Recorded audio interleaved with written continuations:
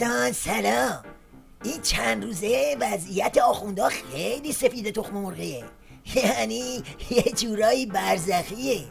تیغ ضرب الجر رسیده درست زیر گلوشون، سرشونو به هر طرف برگردونن میبره. چه زن چه جفتک. توی چنین وضعیتی از همه مسخره تر قد کردنای این شیخفریه که یه تصویر خیلی جمع جور از حال و روز آخوندا توی این وضعیت پتال ارائه میده. ملاحظه کنی؟ رئیس جمهور با ابراز امیدواری درباره حل و فصل موضوع هسته‌ای بر مبنای اصول مشخص شده تاکید کرد حصول توافق به معنی حل همه مشکلات نیست، بلکه مسائل دیگری وجود دارد که باید در مسیر رفع آنها تلاش کنیم. تا دیروز هی زود باش تون باش میکرد که زهر رو بخوریم همه چی تمومه، همه چی رو گره میزد به زهر. اما الان که ضرب الجر رسیده و کار به جای باریک کشیده، از حالا داره زمینه سازی میکنه که یه وقت فکر نکنید هلو برو تو گلوها. نخیر، قضیه زهر برو تو گلوه، یعنی تازه اول باویله هاست. رئیس جمهور ایران گفت باید با فعالسازی مناطق آزاد مسیر صادرات غیر نفتی را هموار کنیم.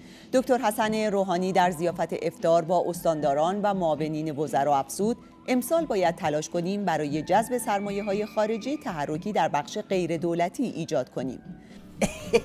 بالاخره کدومو باور کنیم؟ این که حصول توافق به معنی حل مشکلات نیست رو باور کنیم، یا فعال سازی مناطق آزاد و ال و بل و جیمبل؟ ما فکر میکردیم یکی به نعل و یکی به میخ مال قبل از زهرخوریه. نگویی بندبازی ها واسه آخوندا جنبه راهبردی داره.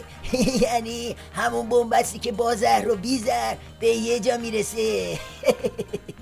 آقای روحانی با تاکید بر واگذاری طرح‌های نیمه تمام با شرایط آسان و قانونی به مردم اظهار داشت با مشارکت مردم علاوه بر ایجاد اشتغال، طرح‌های عمرانی هم در زمان معقولی تکمیل و به بهره برداری می‌رسند.